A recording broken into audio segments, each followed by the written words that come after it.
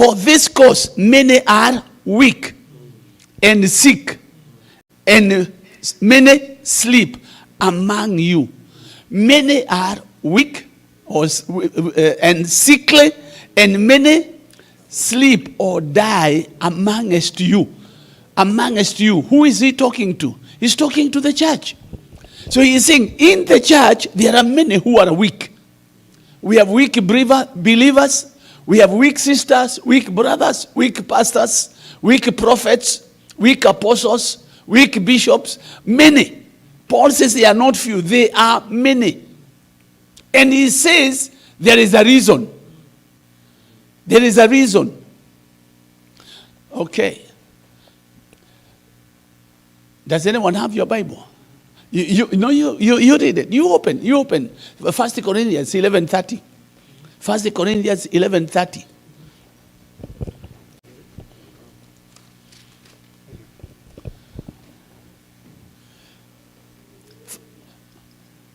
First Corinthians 11:30. What does it say, Pastor? Take your time. You get your glasses. Yeah.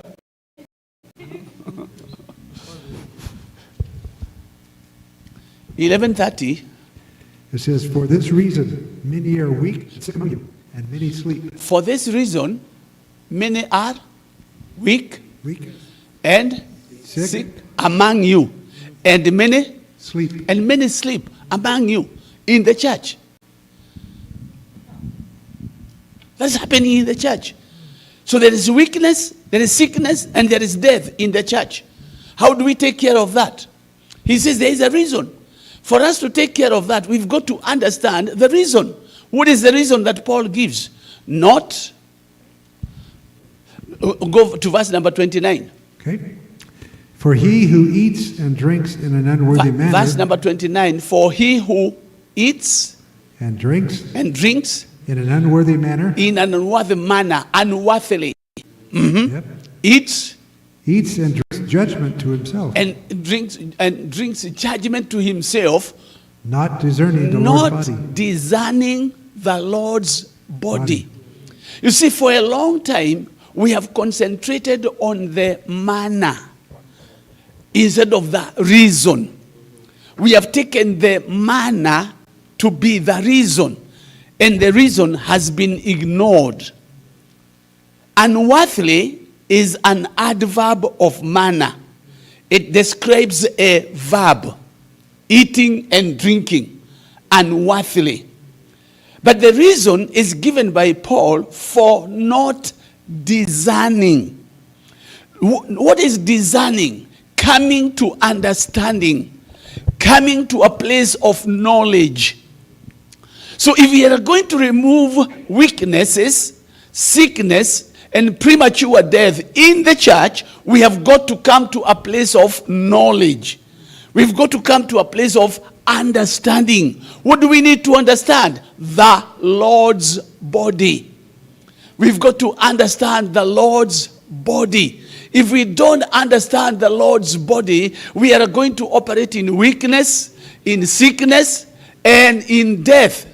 You find you start a business and you are doing a weak business. We have so many believers in the church today who are called. They are called, they are anointed to make money, to be financiers of the kingdom, to be the Joseph of Arimathea. But they are not there. They are operating and working weak businesses. They are operating and working weak churches. They are pastoring weak churches. Whatever they are doing is in weakness. And this is in the church. Why? Because we do not discern. We have not come to a place of understanding the Lord's body. When we come to that position of understanding the Lord's body, and I pray that our eyes would be opened up. I pray that the eyes of understanding would be opened up, then we may come to a place where we understand the Lord's body. That's right. Because just in coming to that place of knowledge that this is the Lord's body, It breaks a lot of bondages, breaks a lot of yokes and chains. Hosea 4 and verse number 6, it says, my people perish for lack of knowledge. My people perish. God speaking through the prophet says, my people are being destroyed for lack of knowledge. And Jesus says in John 8:32, you shall know the truth, and the truth that you know shall make you free. The knowledge of the truth brings in freedom. When we don't walk in the truth, we walk in weakness. We walk in sicknesses and diseases. And many things and many people die prematurely. But you shall know the truth. And when you get to knowing the truth, then you walk free. I pray that tonight, that the eyes of our understanding might be opened up. Now, if you read in Ephesians chapter 1, from verse number 15, Paul is writing to the church in Ephesus. And he says, ever since I heard of your faith and your love for all the saints, I do not cease to pray for you. I make mention of you in my prayers. And this is how I pray for you, that God and the Father of our Lord Jesus Christ may give to you the spirit of wisdom and revelation in the knowledge of him. That God, our Father, may give to you the spirit. How I pray that we shall yearn for this spirit. The spirit of wisdom. This is the spirit who gives us wisdom, who supplies wisdom without measure. The spirit who will give you wisdom to do what you are called to do. You see, when we come to discerning the Lord's body, we come to understand that this body is one. He doesn't say the Lord's bodies, but he talks about the Lord's body. This is the ecclesia, the called out ones. People who have been called out from darkness into the light of his Son. This is what we call the church.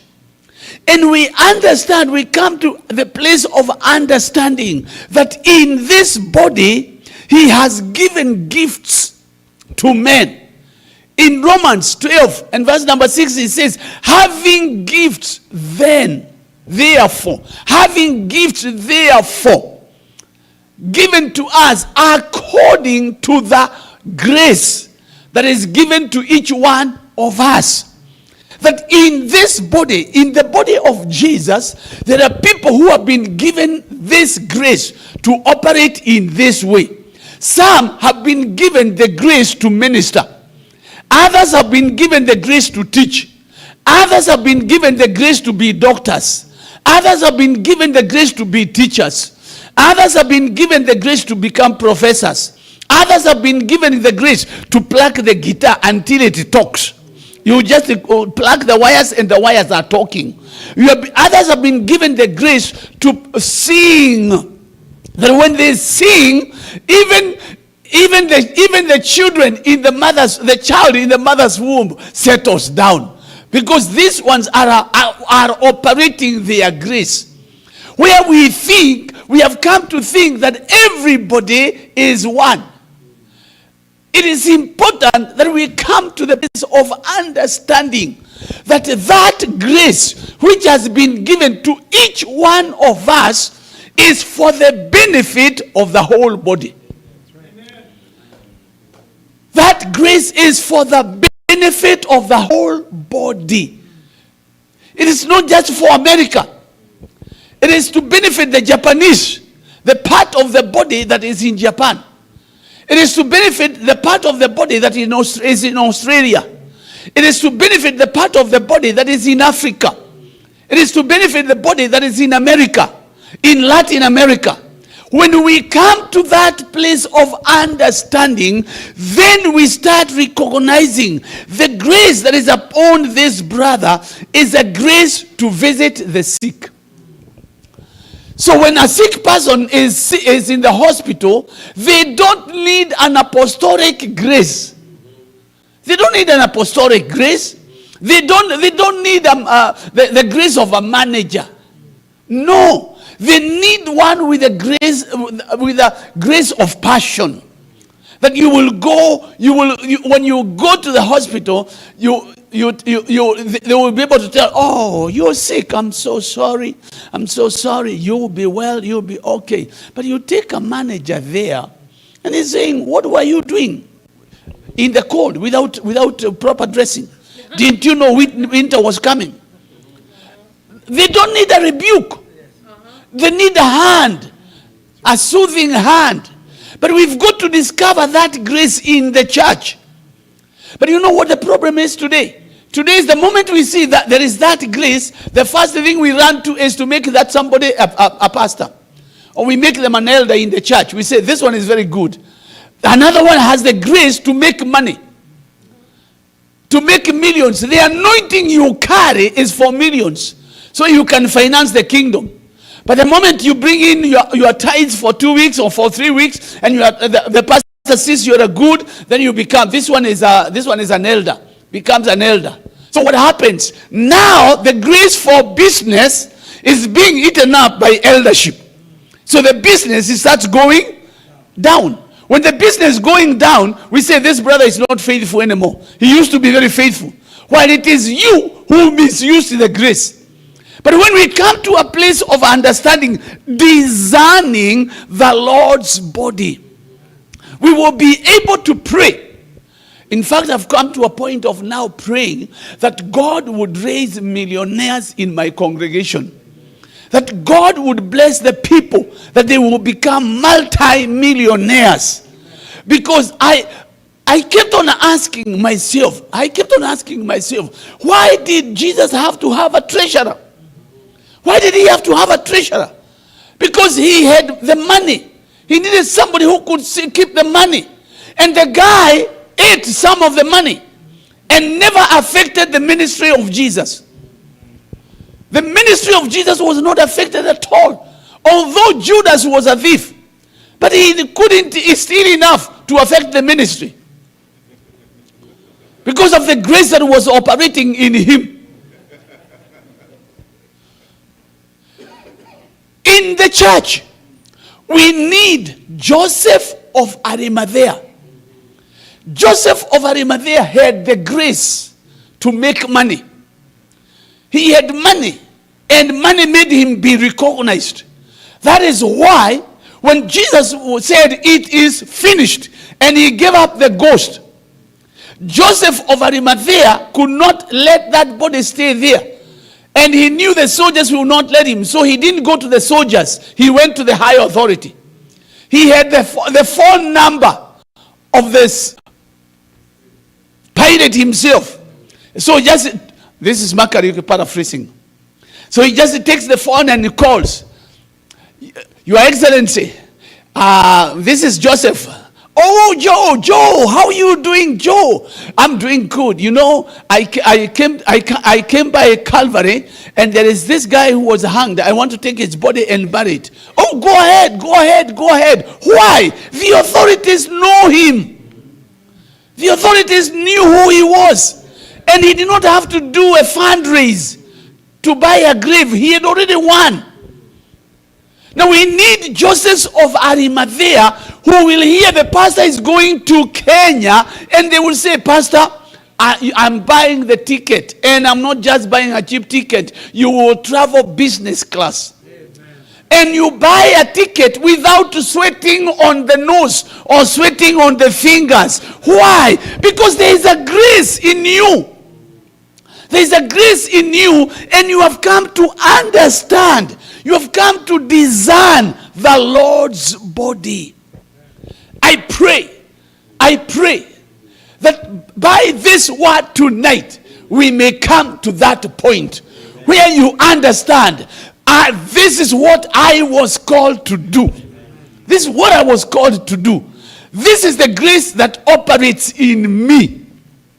You know, the bishop has told you, the professor has told you, that when we dedicated his building, things just started happening. Because I know there is a grace that I carry. And I notice, you know, Jesus said, you shall know them by their fruits. That means you can also know yourself by your fruits. You look at the fruits you produce and you know this is the kind of grace that I'm carrying. I know in my life there is a grace that I carry. And when I bless people, they get blessed. When I bless people, they get blessed. I speak to people and their lives are transformed completely. I can give you testimonies of many people. When you see these Kenyans here, it's because they know the grace that I carry.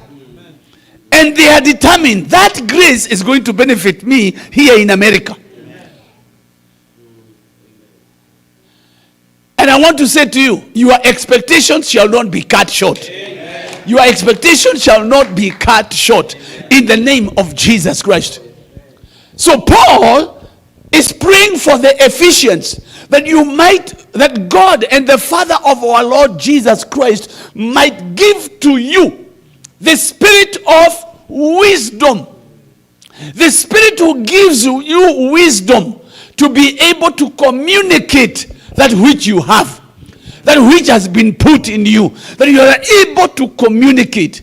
So that when it comes to business stuff, you can communicate it. When it comes to scriptural stuff, you communicate that. When it comes to the place where you are working, you are able to communicate. Because you have discerned the Lord's body. You see, when we discern the Lord's body, we shall not compete with anyone. You don't compete with anyone. Because in this body, there is no competition.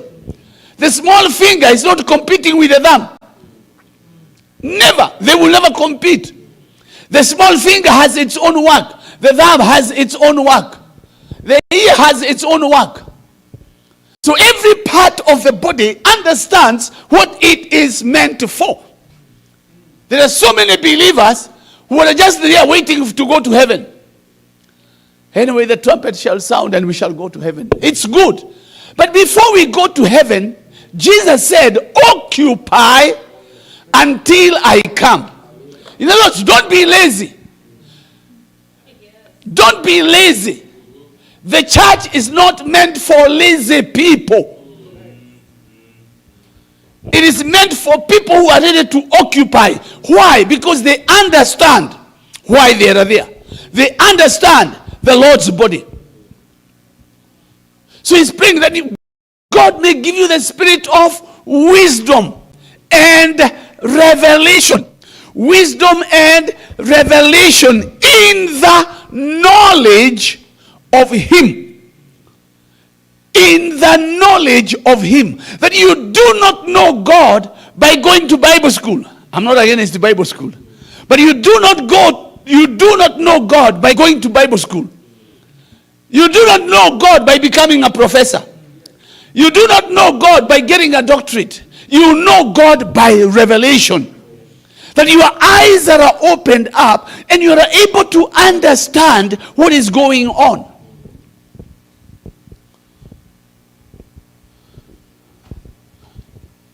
So in the knowledge of him, we need to know God. That's why Paul writes and says, that I may know him and the power of his resurrection. You see, Paul, when he's writing his letter to the church in Ephesus, he had already been a pastor there for 3 years. Paul had already been a pastor. He went to the city of Ephesus. He went to the synagogues, preached the word, taught the word, and the Jews said, we don't want to hear this man. We don't want this man. And Paul said, okay, if you don't want to hear me, I'm going. And he said, those of you who want to go with me, I'm going to town. I have hired a school. Paul went to town and he hired a school hall of a man called Tyrannus. And he started teaching the word in the school of Tyrannus. He taught the word. When the people received the word and discovered who they were, they started casting out devils. It's in Ephesus where the Bible says that special miracles were wrought by the hands of Paul. When he taught the people the word, the people started going out and doing miracles. In fact, we are told the 7 churches in the book of Revelation were started by people who came from the school of Tyrannus in the city of Ephesus. Even the witches in Ephesus realized that this word is powerful, that it has results. And I can tell you with confidence, this word has results. This word works. It has worked in my life. I have seen it work. I have seen people's lives transformed by this word. So in Ephesus, the Bible says, so mightily grew the word of God and prevailed in the city of Ephesus. That's where you find the sons of Sceva. The sons of Sceva, a priest, a Jewish priest, were going out casting out devils. They were casting out devils in the name of Jesus, the one Paul preaches. So they go there and capture this guy and say, come. And they lock themselves in a room. And this guy is possessed. And they start saying, come out in the name of Jesus. And the guy who was possessed asked, by the way, which Jesus are you talking about? And nobody could remember the other name. So they're asking, what is his second name? This is Kariuki paraphrasing. What is his second name? I don't remember. Do you remember? No. They say, the one who Paul preaches. We don't remember the second name, but the one who Paul preaches. And the demon said, wait a minute. Jesus, I know. Paul, I know. Those ones I don't play with. I know them. They are bad news. But who are you? And the scripture says that one man beat the 7 sons of Sceva. They were wounded and their clothes were torn. They ran away naked and wounded. So now, about 18 years later, Paul is writing to the church. And he's telling them, ever since I heard of your faith and of your love for all the saints, I cease not to pray for you. That the eyes, verse number 18 says, that the eyes of your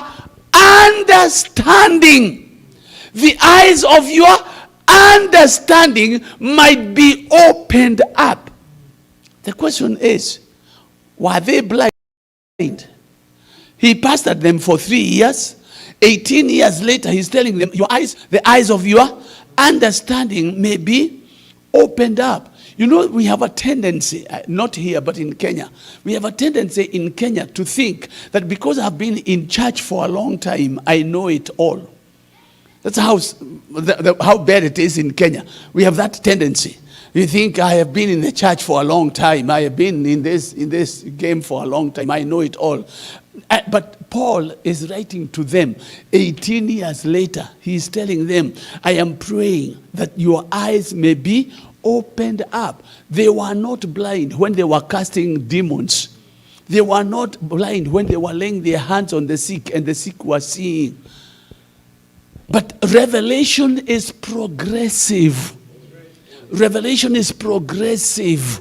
You cannot get to a point where you say, now I know it all. I can do everything. I know it. It doesn't matter how long you have been there.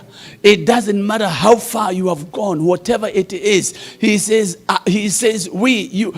you've got to know. Your eyes have got to be opened up. Your eyes have got to be opened up. Now, when you think of the opening up of the eyes, when you think of the opening up of eyes, I would like to remind you Elisha.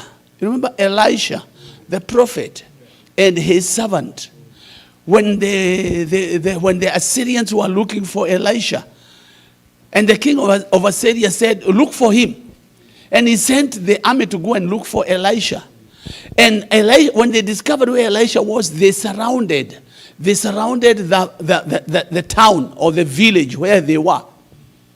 Then the servant of Elisha wakes up in the morning and he wants to prepare a cup of tea for the prophet. So he goes to fetch some water to prepare a cup of tea or a cup of coffee. And when he gets there, he comes back worried. And he tells Elisha, my master, how shall we do? What shall we do? We are finished. We are surrounded. We are surrounded. And Elisha does not even ask by who. He does not peep through the window to see who has surrounded. He tells the men, don't worry. If he was an American, he would have said, cool it, baby. Relax. Those who are for us or who are with us are more than those who are against us. What do you mean? He has not peeped to see who is against us. He has not even gone out to find out whether they are armed or not. But while still in the house, he says, don't worry. Those who are for us or with us are more than those who are against us. And the servant is wondering. He checks under the bed, no one. Under the table, no one. He counts. 1, 2. He's the same man who counted the thousands that are outside there surrounding the village. Now he is counting 1, 2. And the prophet is saying those who are for us are more than those who are against us. And the prophet is saying, don't worry. So this man is perplexed. He's wondering what is going on. And Elisha notices that his servant is perplexed. So what does he do? He says, Lord, open up his eyes. Was the servant blind? Did he use eyes to count the forces of the enemy? So he was seeing. But now Elisha is saying, open up his eyes. Why? Because we don't just have 2 eyes. We have more than 2 eyes. I said we have more than 2 eyes. There is the inner eye. The eye of the spirit. So he's saying, open up his spirit. What does that tell us? That tells us that Elisha was seeing what the servant was not seeing. When you come to discerning the Lord's body, you are able to see what others are not seeing. When his eyes were opened up, that's when he saw the host of Israel. That host did not come when the eyes were opened up. They were still there. The host was still there. Even when he was counting the Assyrian armies, the host of the armies of Israel was still there.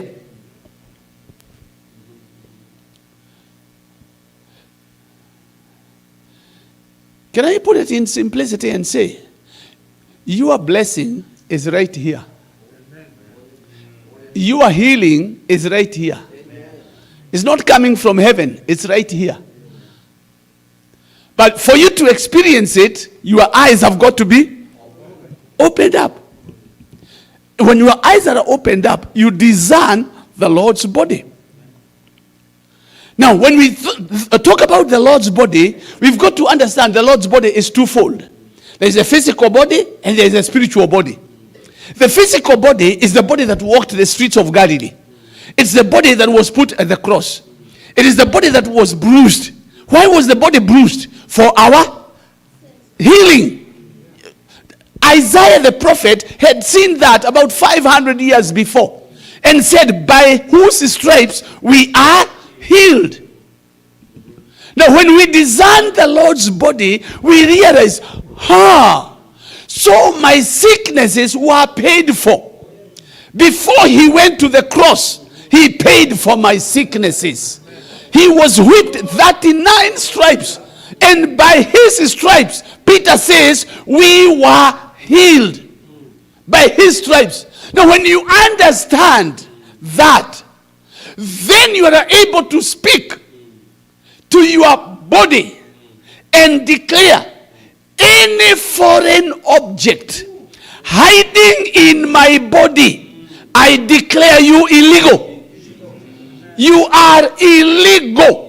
You have no right to survive in my body. I command you to die from the root, and it shall die. Why? Because you discern, you understand that the body of Jesus was bruised for your healing. Many years ago, when I came to this country for the first time, I went to Anchorage, Alaska. And in Anchorage, Alaska, it was a small city then. And I was with a friend of mine, a Kenyan. We stayed there for 1 month. We preached in every church. We preached everywhere until the newspaper wrote, we have 2 Kenyan preaching machines, preaching in different churches. Then, the pastor who had invited us told us there was one of his members who was sick with cancer in the house. So he said, can we go and pray for her? Of course, I gave, after testimonies, of hearing the testimonies of what the Lord was doing.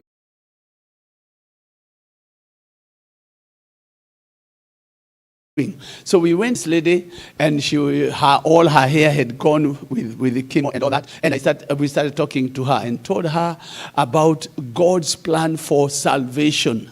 And told her, before Jesus paid for your sins, he paid for your sicknesses. Before he went to the cross, he went to Pilate's court and was whipped 39 stripes for your healing.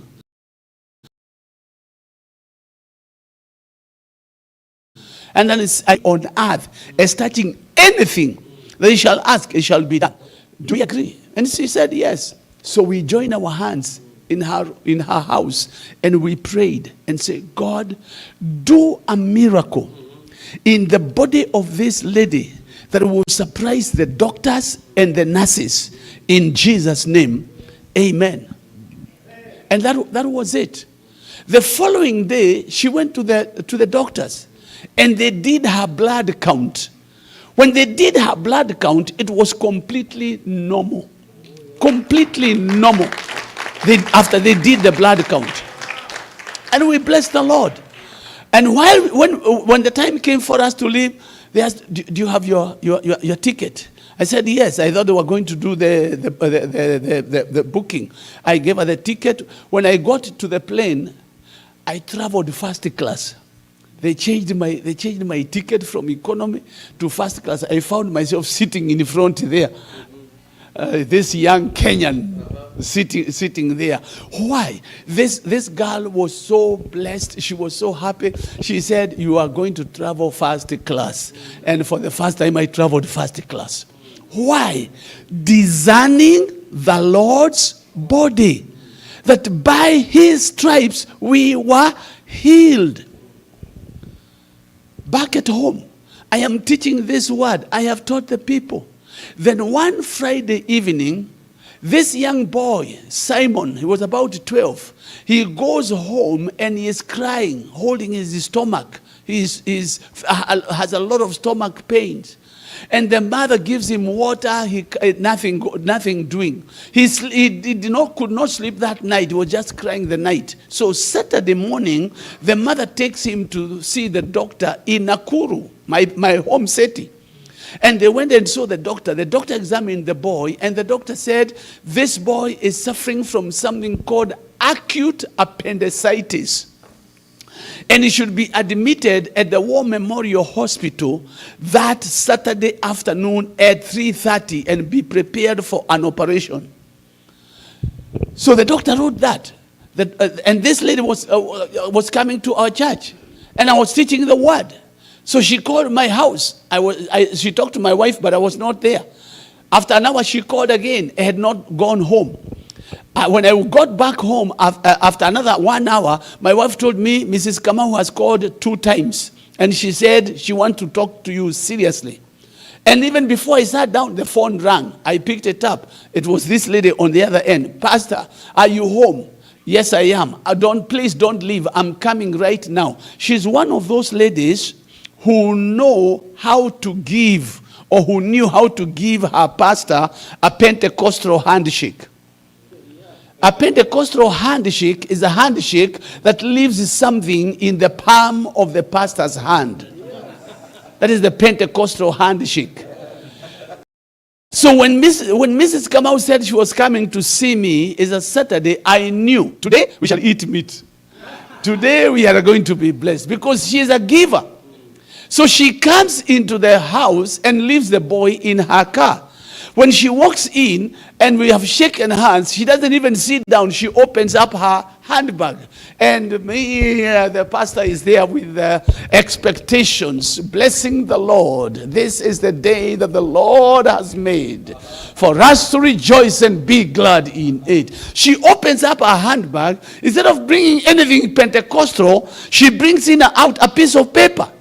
Gives me a piece of paper, and I looked at the piece of paper, and the paper is saying this boy Simon should be admitted at the War Memorial Hospital immediately and be prepared for an operation at 3:30. This is about noon. So I looked at her and asked, so what do you want? And she said, you have been teaching us the word. I want you to pray for my son. I said, where is he? He is in the car. Bring him. So she went out, and the boy walks into my house, bent like this, holding his stomach. And he sat there. And I talked to the boy, and I told him, by the stripes of Jesus, we were healed. Before you were ever born, your sickness was paid for. Your sins were paid for. We are going to pray. Do you believe that? Yes. I told them again, if two of you shall agree on earth, as touching anything that they shall ask, it shall be done. Do you agree? Yes. We joined our hands. In my house, we prayed. And then I told her, I told Ms. Kamau, she's well. And Ms. Kamau told me, I have a challenge. Because my husband is not born again. Now if I go to my husband and tell him, this is what the doctor said, and this is what the pastor said, and the pastor said we are healed, my husband will think I am crazy, something is wrong here. I don't know what to do. So I told her, what you need to do is go back to the same doctor. Tell him you want him to re-examine the boy. And the doctor himself will say the boy is healed. Then you can go and tell your husband. So she went to the doctor. The doctor had left the office. She got another doctor who checked on this boy, and the doctor said, I don't see anything wrong with this boy's appendix. But then this doctor said, but because this other one had recommended for an operation, let's get another opinion. Go to the pediatrician in town. So they went to a Dr. Mogo, a pediatrician in Nakuru.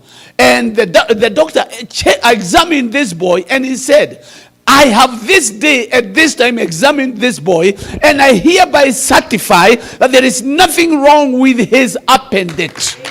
Nothing wrong with his appendix. And the boy went home with his original appendix. Why? Discerning the Lord's body. The body that was broken for our healings. Let me tell you, my friend, there is nothing that is too hard for our God. There is nothing that is too hard for our God. He tells Jeremiah, I am the God of all flesh. Is there anything too hard for me? Nothing. Somebody say absolutely nothing. Say it with some faith. Say absolutely nothing. You know where I come from, Pastor? When I'm preaching, the people in my congregation support me. They say amen. They say preach on, Pastor. Some of them even give me a high five when I'm preaching. And they do that even when I have no point. Even when I have no point, they still support me. Because they sit there in faith, believing the point is coming. The point is coming. If it doesn't tonight, it's coming. If it doesn't come on Wednesday night, Sunday morning, it's coming. So I'm looking for some people who are going to sit here by faith. The point is coming. Knowing that your situation is about to change. I came to announce to somebody, your situation is about to change. the situation that has been surrounding you, sitting on you, is about to change.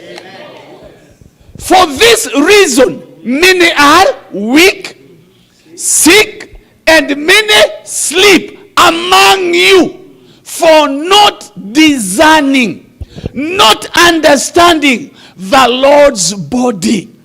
So the physical body was broken for our healing. That sickness in your body is illegal. I will say it again. That sickness in your body is illegal. It is not supposed to be there. And it has ears until we speak to it and tell it to die from the root. It will keep eating you up.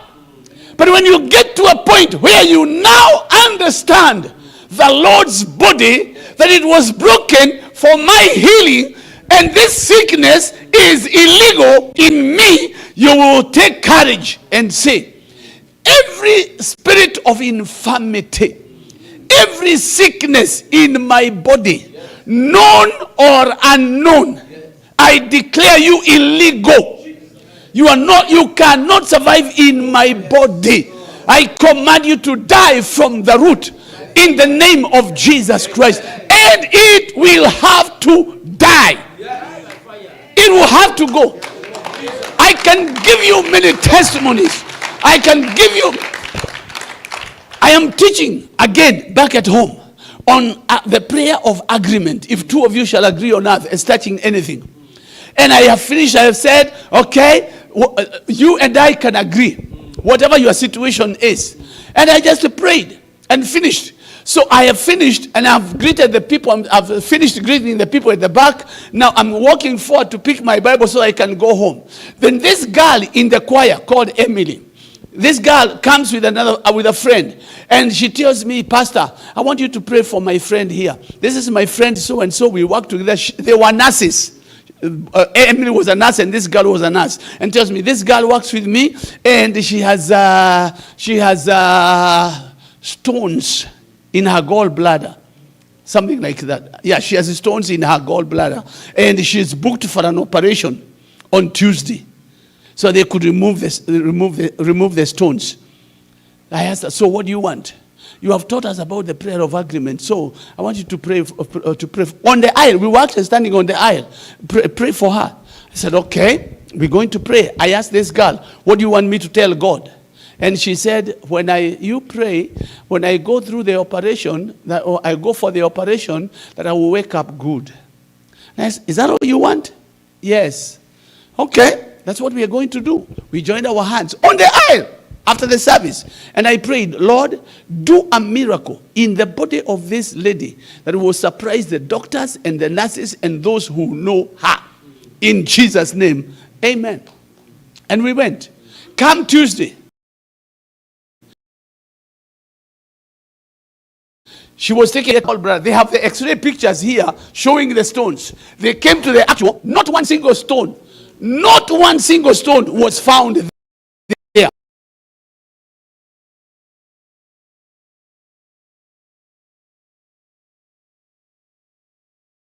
Why? We love talking about our challenges, but we never talk to our challenges. We love talking about our problems, but we never talk to the problem. Now, when you discern the Lord's body and you know the authority that you carry, you know that all those others have ears, you will be able to stand and say, enough is enough. I cannot continue with this situation. In the name of Jesus Christ, and to the glory of God. You shall know the truth, and the truth shall make you free. It is the knowledge of the truth. When you discern the Lord's body, you understand what has already happened. What God has already accomplished for you. You understand. You are able to take your position. You are not able to take your authority, because you know, when I speak, the whole of heaven is behind me. When I speak, the whole of heaven is out to back the word that I say. Because you know that the word of God will never, ever go back to him void. It will accomplish that which it was meant for. And the word that I'm bringing you tonight is meant to bring change in your life. And the word will accomplish that in this church. That in this church you will see a revival. I said in this church you will see a revival. That in this church you will experience the power of God. That in this church you will see transformation, lives being transformed, lives being changed, because we discern the Lord's body. We understand what has already taken place. Ephesians 1, verse number 3. Blessed be God and the Father of our Lord Jesus Christ, who has blessed us with all spiritual blessings in heavenly places in Christ Jesus. Who has already blessed us. Man, you are already blessed. I came to say to somebody, you are already blessed. As far as God is concerned, you are already blessed. He has done it. Now you've got to come to a place of understanding that I am blessed. That blessing does not mean money in my pocket. Blessing does not mean a car. No. Blessing is the word that God has given to me. That whether I am in the city or in the village, I am blessed.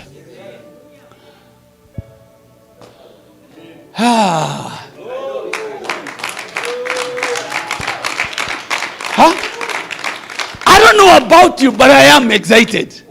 I am excited. I'm excited, number one, because I can see faith in this building. I can see faith in this building. I can see lives being transformed. I can see businesses here flourishing. I can see the giving in this church multiplying in the name of Jesus Christ. I see people here being celebrated. That you will be celebrated in the name of Jesus Christ. And you will remember this night. You will remember this night. Wednesday night. You will remember this night. Because the word of God will accomplish that which it was sent for. So when we discern the Lord's body, we get to know the benefits that we receive, the benefits that have been accomplished by the word already, by the death of Christ. That's why Peter tells us that by his divine power, he has given to us all things that pertain to life and godliness. Has given to us. Past tense. The problem is our theology. We have a futuristic theology. We put our joy in the future. Our salvation in the future. Everything is in the future. Everything is in the future. And yet, the scripture says that faith is now. Faith is not in the future. Faith is now. So we need to know what God has already done.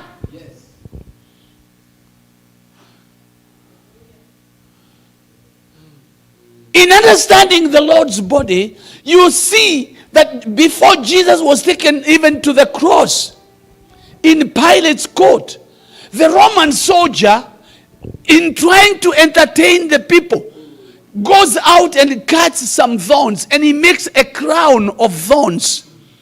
And he comes with a crown of thorns to entertain the people, and he puts it on the head of Jesus. It pierces his body, and blood oozes out.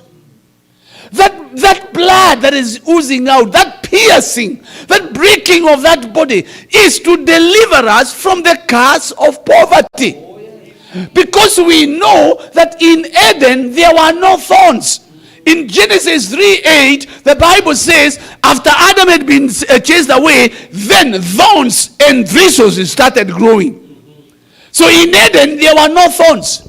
It was as a result of the curse that thorns started coming up. Why did they come? To prevent Adam from living in abundance. Remember, Adam was in the garden of abundance. And now he's told, you shall eat of your sweat. So to frustrate him, thorns and thistles had to come out. Now this Roman soldier had no idea what he was doing. For him, he was entertaining the people. But in the heavenly court, it was being declared, poverty has been broken. Poverty has been broken. Once you know poverty has been broken, and you have the anointing to do business, do the business with kingdom excellence. Do what God has called you to do with kingdom. Do what others are not doing. Why? Because you know you are anointed to make money for the kingdom. Make money for the kingdom. I am praying that God will, in every church I go to, who are going to flourish, who are going to be stinking rich, that they may give stinking in abundance, that they will give offerings that will shock the devil, that they will not just depend on the time,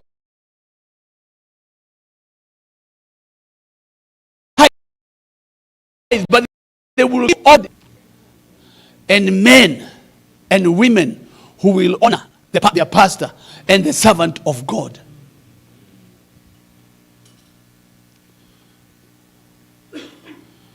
For this reason, many are weak, sick, and many sleep, not discerning the Lord's body.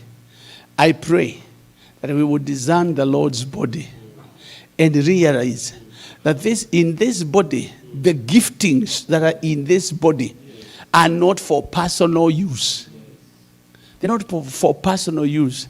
The grace you carry, the anointing you carry is not for personal use.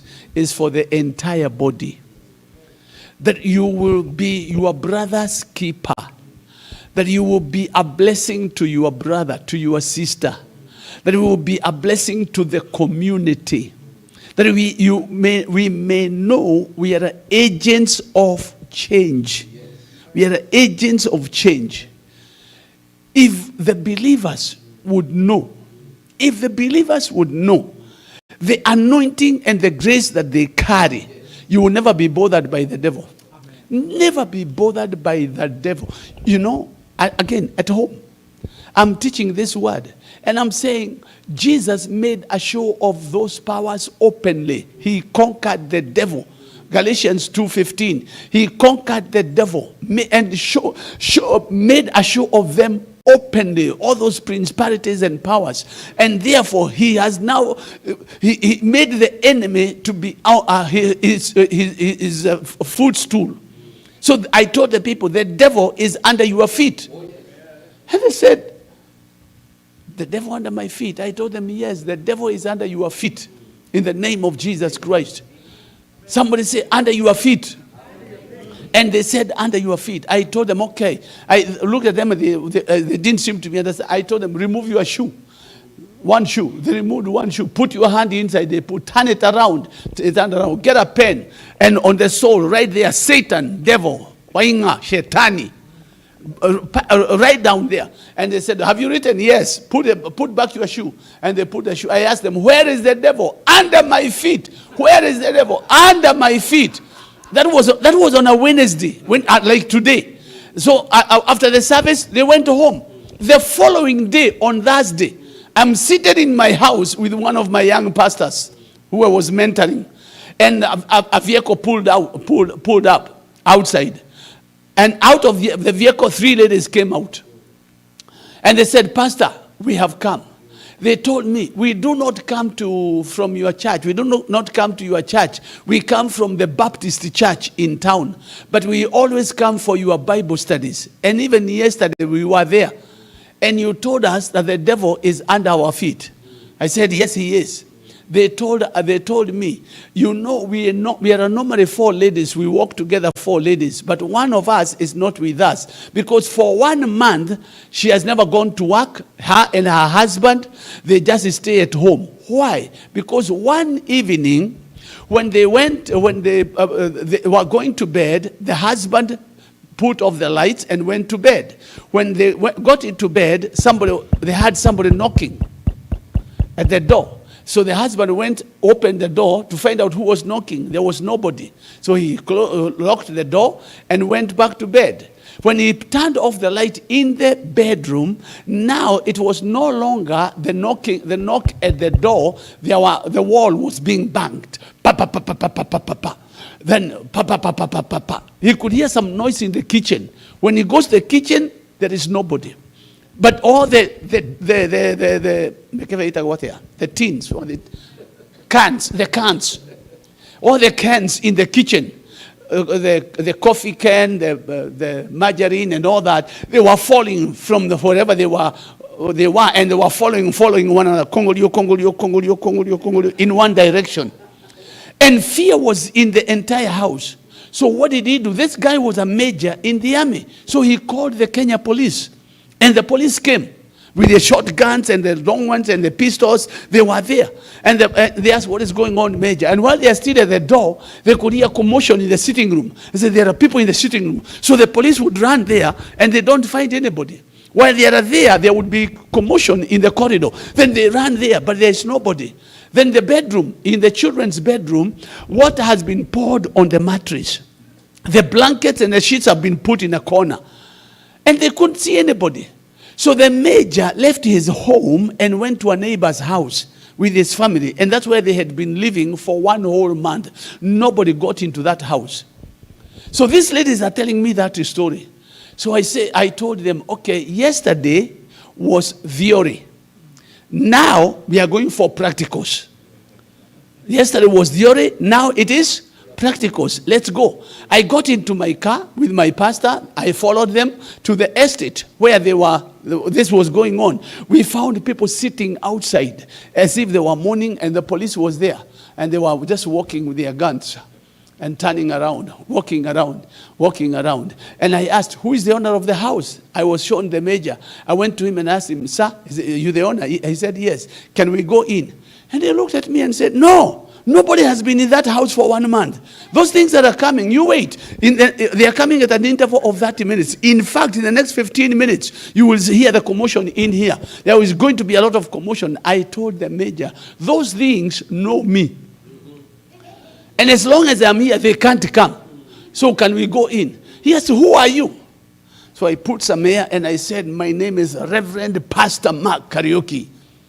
And the friend who was with him said, oh, this is a man of God. He's a man of God. So can we go in? Said, yes. So I led the way. Went and opened the house.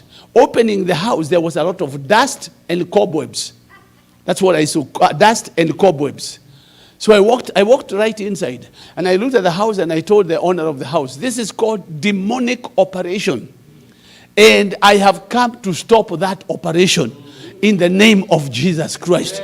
Because I have power over those demons in the name of Jesus. And then I told him, Major, you know, if you give your life to Jesus, you also will have that power. Would you want to give your life to Jesus? And he said, you know. And then I said, okay, Mama, do you want to give your life to Jesus? Yes, Pastor, pray for me. I said, and I prayed for her. After praying for her, I told the Major, this is your security now. Your wife is your security. Yours was paralyzed. Now it is her. She becomes your security. Then I told them, now I want to speak to those powers. I told them, I don't want you to close your eyes so that you don't think I did some abracadabra. Some magic. Don't close your eyes. I am going to speak because I have a name. that is above all other names. That is the name of Jesus. I lifted up my finger and I said, every demonic force that has been sent to disturb the major and his family, I command you now to be confused and confounded. Fight one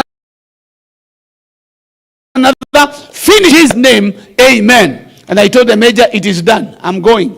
And I left. Before I left, the major told me, you know, in the afternoon, we are waiting for an army truck. We have paid for another house. We want to move to another house. I told him, you are not moving. If you move, they will follow you there. You are staying in this house. And I went. The following day at 1 o'clock, I decided to go and find out how the major was. I went by the house. The people who had been sitting outside were no longer there. I went and knocked at the door.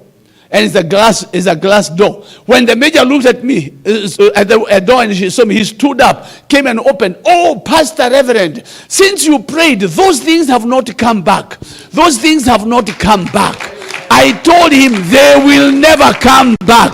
And I can tell you, up to and including today, they have never gone back. Why? Because they know me. And they know the anointing I carry. And the authority that I carry. And that authority is in you also.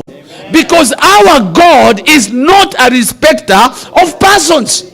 It's not a respecter of persons. We don't have an American God and a Kenyan God. We don't have a Japanese God and a Chinese God. He is Jehovah, the Alpha and the Omega, the beginning and the end. And his power works wherever you are. All you need to do is for your eyes to be opened up and to understand, to come to a position of the knowledge of the body of Jesus Christ. For this reason, many are weak, sick, and many sleep, not discerning the Lord's body. Somebody pray with me and say, my Father, my God, open my eyes. Please pray with me. Say, my Father, my God, open my eyes that I may see what you are saying to me now. In Jesus' name. May your eyes be opened up. May you discern the Lord's body. May you know the anointing you carry, the authority that you carry. Why did God bring you here tonight? God brought you here tonight not to see a Kenyan.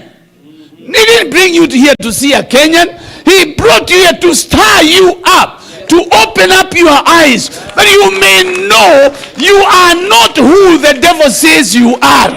You are not who the people say you are. You are a child of God. You are called out. You have been called out from darkness into his dear light. You carry an authority. You carry a power. Oh, blessed be the name of the Lord. I pray that out of this congregation, there will arise men and women who will take their rightful positions in the kingdom and bring transformation. Bring change in the society in the name of Jesus Christ and to the glory of God. That we shall not operate in weakness. We shall not operate in sickness. We shall not operate in death. May that business of yours which has been dead receive resurrection power. May that situation of yours which has been the name of Jesus Christ and to the glory of God. Let me conclude by giving you another testimony. Just one and we are done. Back at home, we are again together. We are meeting 7 couples. 7 couples, we are meeting fortnightly, having fellowship. And we amongst ourselves, there was this one couple who were married for 5 years and they didn't have a baby. And you see, in Kenya, when people get married in church, what we want to see 9 months and 20 minutes later is a baby. after the wedding. These ones have been married for 5 years and they have no baby. And we are talking about the God of Abraham, the God who is never late, the God who keeps his word. That's what we are talking about. So they said, oh, Pastor, we need a married 5 years and we don't have a baby. We said, come, kneel down. And they knelt down, we laid our hands on them. We prayed a simple prayer. Father, open every passage that needs to be opened for this couple to have a baby in the name of Jesus Christ, because we have a name. And we told them, go home. And they went home. After some time, a few months, we started noticing that the lady, the wife, was becoming quite healthy. She was becoming healthier and healthier and healthier. Even her movement changed. She was walking majestically. She started walking majestically. She changed even her shoes. She used to walk in high heels. She was no longer walking in high heels. She had low shoes, walking majestically. After 9 months, she was too healthy to stay at home. So she had to go to Annex Hospital so that she could bring forth a baby. When she got to hospital, they checked on her. And then the doctor said, the baby has not turned towards the birth canal. So what you need to do, you need to walk around so that the baby can turn naturally. So she's walking around, and then they check on her in the evening, and they say, no progress, keep walking. And she's walking. She's told, go up the stairs and down the stairs. Goes up the stairs, down the stairs, no progress. The baby is not turning. And you could be listening to me, and you are living in the world of no progress. You check on your business, no progress. Your health, no progress. Your papers, no progress. Your endeavors, no progress. You are living in the land of no progress. So she's there walking around for 2 weeks in the land of no progress. Then somebody told my wife, Joyce, that this lady is still in the hospital and has not gotten a baby. Joyce called me and told me, Mrs. So-and-so is in the hospital and she has not gotten a baby, and she's been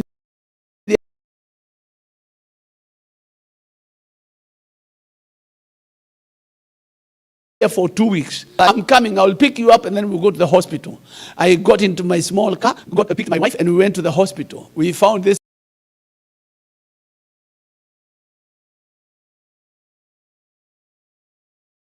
lady walking around her room.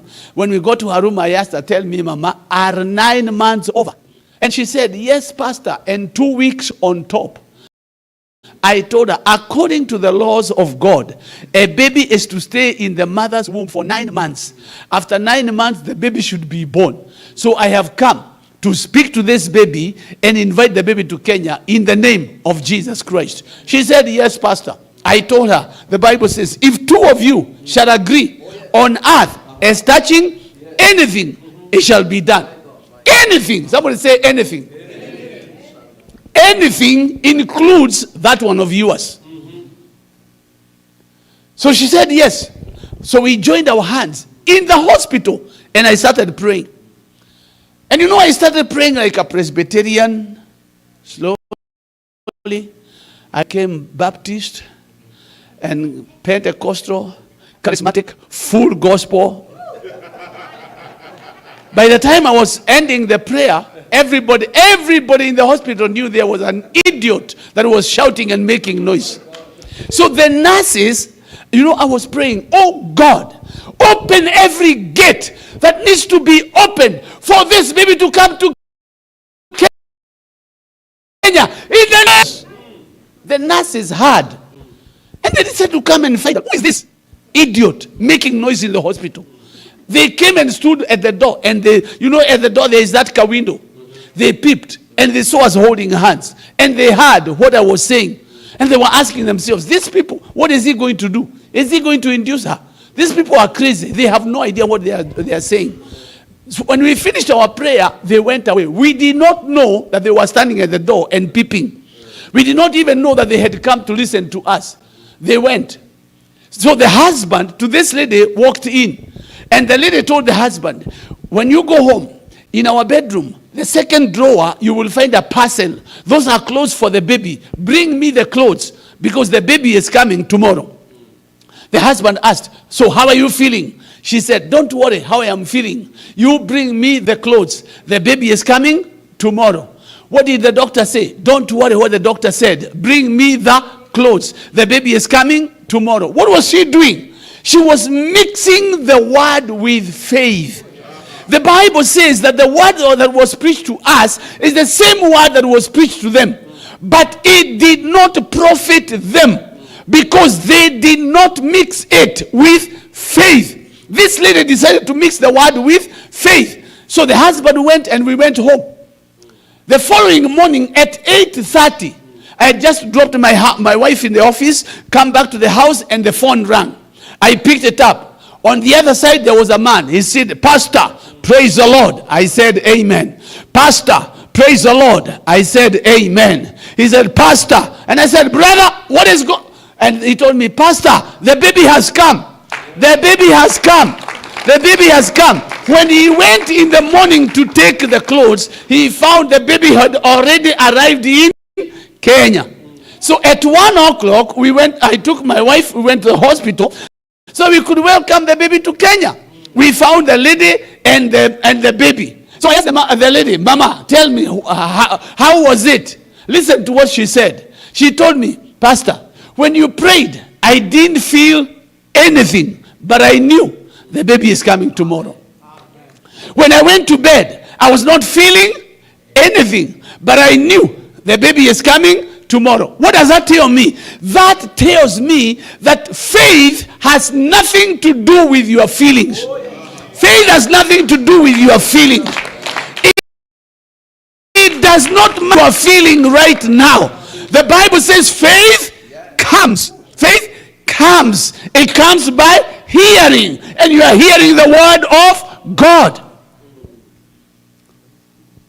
So she said, I didn't feel anything, but I knew the baby was coming tomorrow. So at 4:30 in the morning, they're knocking and saying, I want to come to Kenya. So I pressed the bell to call the nurses.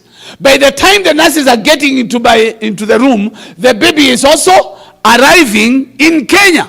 So they took the baby, nursed the baby, and brought the baby back. When they brought the baby back, that's when the nurses told me, this is the latest thing. Nurses told me, we now believe that you are God. He has and answers prayers. We now believe. Because yesterday evening when that man was praying, we heard him making noise. We came by the door and we saw you holding hands. We peeped and we could hear what you were saying. Now we can tell somebody, our God, hears and answers prayers. Our God hears Jeremiah, I am the God of all flesh. Is there anything that is too hard for me? Absolutely nothing. Absolutely nothing. Let me ask you a question. Situation. What is your case? What is your case? We can say with confidence that the Lord sent me here because of you. The Lord sent me here to come and tell you your case is not too bad for God. It is not impossible with God. For with God, all things are possible. For with God, all things are possible. Amen. Here's my case. These are grenades. I got a virus in this here. We have. This one is mine. And I read in the name of the Lord Jesus Christ. Amen. In the name of the Lord Jesus Christ. Amen. And I rebuke this and I say it has to go because it's illegal in my body. And I demand, because I heard the word. Yes. And I received the word. And I heard it with these ears. Yes. I believe the Lord is my healer. Amen. Amen. Amen. Hallelujah. And we hold our hands in agreement and declare that every organ in your body operates for the purpose it was created for. That your hearing is perfect in the name of Jesus Christ and to the glory of God. Amen. And so shall it be. And so shall it be. Amen. Amen. Amen. Somebody say yes. Somebody say yes. You want to agree. I want us to agree together. What I want you to do is to put your one hand on your chest. If you are agreeing, your hand on your chest, the other one you lift up. And declare, by the lifting up of my hand, I stand in agreement with your servant and your word that my challenge, my predicament, my problem, and end tonight in the name of Jesus Christ. I declare I am free from infirmities. I am free from every bondage. I am free from every sin. I am free from the curse of poverty. In Jesus' name. Amen. Now give the Lord a shout of celebration. Come on, celebrate, celebrate, celebrate, celebrate, celebrate, celebrate, celebrate. And so shall it be. I said, and may your doors be opened. May you walk through those open doors. May your eyes be opened up. May you see what the Lord has accomplished for you. Just lift up your hand. Okay. Every one of us, I assume, is born again. Because you did not lift up your hand. If you did not lift up your hand and you're not born again, you will have no peace until you get born again. You will have no peace until you get born again. In the name of Jesus Christ. Now you are born again. You know it. You love it. Lift up your hand and say, yes, I'm born again. And I love it. In Jesus' name. Amen. Now, after hearing a word like this, after receiving the word, the best way, one of the best ways you can respond is by your offering. Where you say, I want to give an offering of connection. I'm connecting with that word. I am saying that word is my word. And that word is going to benefit me. Now, when we talk of an offering in a service like this, I'm not talking just of the normal offering. That we know that you just get into your pocket, whatever is there, and you just drop. You sit, you think, and you say, okay, what have I never done before? That's what I want to do now. How much have I never given before? I want to give now. I want to give my offering tonight the way I've never given before. When you make that decision, you may not even be having the money here. You may not even be having your checkbook or your phone. But you can say, this is what I have purpose to give this day, and I will bring it tomorrow, or I'll bring it the day after tomorrow. Make that decision. You are saying, I am taking a step out of the ordinary. I am taking a step out of where I have been. I am going into a new realm. I am starting to operate under a new level. Or a new level. Because the decisions you have made in life have brought you to where you are. And the decision you make tonight will catapult you to the next level. It is only you who can make your own. Some decisions you make and you know, this is me and God. So I want to encourage you. I want to encourage you to give an offering that you have never given before and enjoy yourselves in the name of the Lord Jesus Christ. I am done.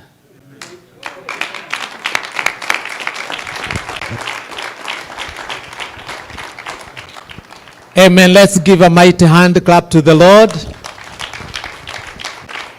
Praise the name of the Lord. And I believe that we have been blessed tonight. Amen. Praise the name of the Lord.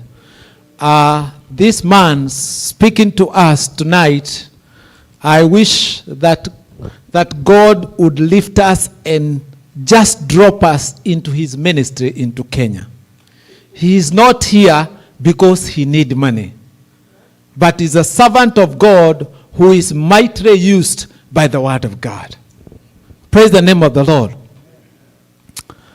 As we close with an offering, and I speak, you prepare your offering. When he was here last year, I asked him to pray for me, and maybe he can't even remember. But he told me, you wait and see. Those were the words. Those pastors who are here, they can remember. But he said, you wait and, my friend, this year I have seen God with my eyes. Praise the name of the Lord. I have seen God. Have I not only seen him, I have experienced miracles and door opening, door after another. Just last week, and I know those people who come from Kenya, we love having dual citizenship. I received a phone call from the minister telling me, we are giving you a diplomatic passport. Praise the name of the Lord. Not because I'm smart, but I'm relying on that grace in the servant of God that is working. Praise the name of the Lord. So we're going to give an offering. If you want to connect with the grace, with the servant of God, we're going to request you, Pastor Dennis, I think there is something we usually keep here with the Bible. If we can keep it here. And then we shall come. If you want to connect the servant of God, you come and give the offering, and he going to pray for the offering. Amen. Amen. Amen. Praise the name of the Lord. The word works when you practice it. Hallelujah. And I want more. Servant of God, I want more than I have seen. And I know it is coming. Praise the name of the Lord. Amen. So let's stand up the presence of the Lord. I don't know where Pastor Washira went. Oh, Pastor Sue is here. Yes, so we shall come and give. And especially for me, I want to request the servant of God. I want to give a seed of thanksgiving. And I want you to thank God, because where you left me is not where I am, because the word has worked. Praise the name of the Lord. So I'll give special offering, and I want you to pray for me even as we come to give. And I know the word will continue working in my life. Praise the name of the Lord. Let's come forward and give the offering. Amen.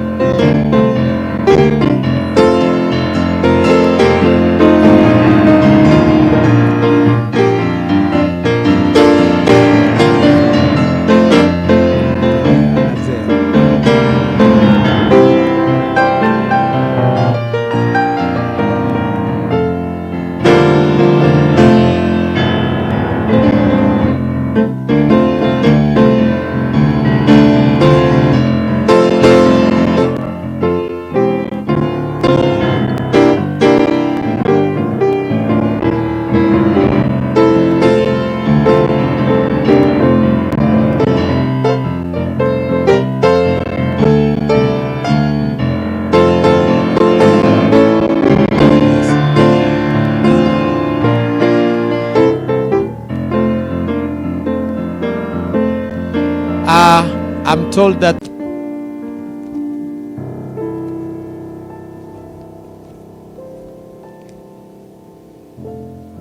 as you pray, you also pray for me for this offering.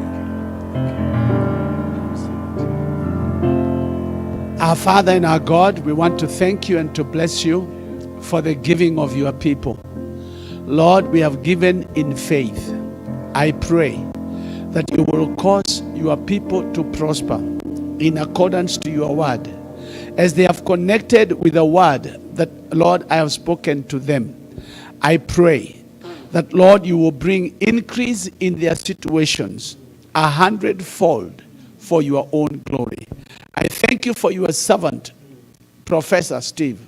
Lord, I pray that you may grant to him the desires of his heart, that you may cause him to shine and flourish in this land, that he shall be an example of your prosperity, that he shall be an example of your giving, he shall be an example of your wisdom, and that he shall be found faithful to the senior pastor, and that, Lord, he shall be submissive, and he shall serve you with gladness. I thank you for Pastor Dennis. Lord, I pray that you will prosper Pastor Dennis in whatever he touches to do, that you will cause him to accomplish your purposes in this land, in the name of Jesus Christ. That, Lord, out of this congregation, out of this church, missionaries will be sent out. They will go to different places, and there shall be no lack in this house. That this shall be known as a house of abundance. I pray for the members that, Lord, they shall grow in your wisdom. They shall grow in your grace, and they shall know your provision. That they shall be involved in what you are doing. I thank you and I bless you as you bring transformation in the entire setup and the entire property. Glorify yourself, because I pray in Jesus' name. And everybody said amen. Amen. Amen. Amen.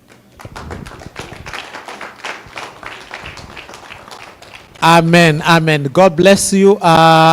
Maybe what I would like to make some announcement. You may be seated for a minute. Tomorrow, Bishop Dr. Mark Kariuki will be ministering at Gospel Outreach at Homemade Training Center. Let me ask Bishop Dr. Isaac Ndegwa. He's one of the professors in our integrity. Please, Bishop, you may come forward so that they may see you.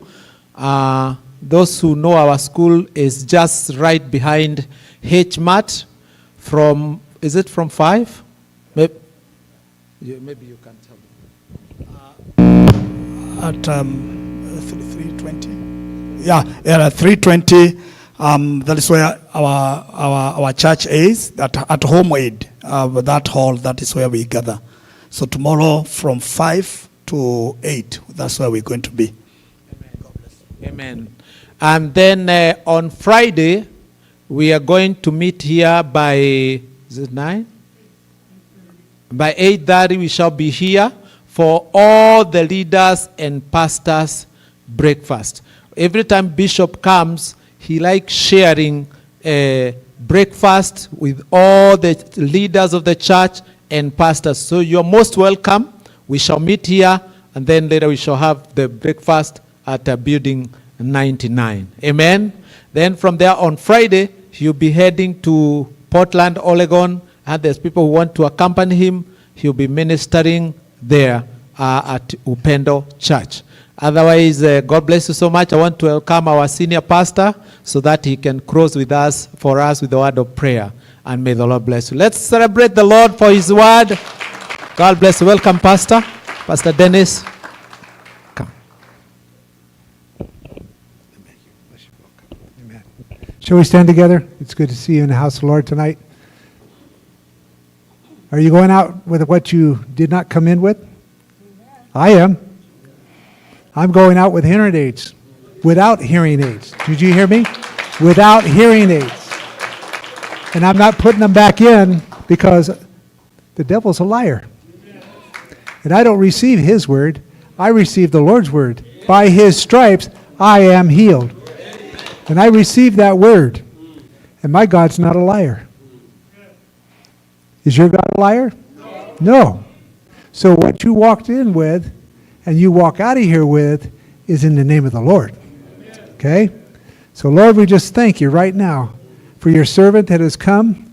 We thank you for the word of life that he has imparted to each one of us. That the eyes of our understanding were opened and are continued to be opened and will stay open, Lord, because you have much to do in this hour. And Lord, you are looking for those laborers in your vineyard. And so, Lord, as you have mobilized your body here, Lord, continue to mobilize your body throughout the rest of this world. Lord, as we come together, Lord, to see the greatest ingathering and harvest this world has ever seen. Because God is alive, and he is here to declare his name is above every name in this earth. And so, Lord, as we walk out of here tonight, it's in faith believing what you have done. God is faithful to watch over his word, to perform it, and we receive it in the name of the Lord Jesus Christ. So now we go with the strength and the power of your might, not in weakness, not in death, not in sleeping. But Lord, we thank you for that word in the name of the Lord Jesus Christ. Seal it to our hearts with your Holy Spirit, we ask. Go with us now, I pray. Amen. Amen? All right. The Lord bless you as you go. And we'll see you back here. Remember, Sunday morning, if you need to be water baptized, the water baptism will be on Sunday morning during the morning worship. So come prepared and in the worship time. Lord bless you as you go.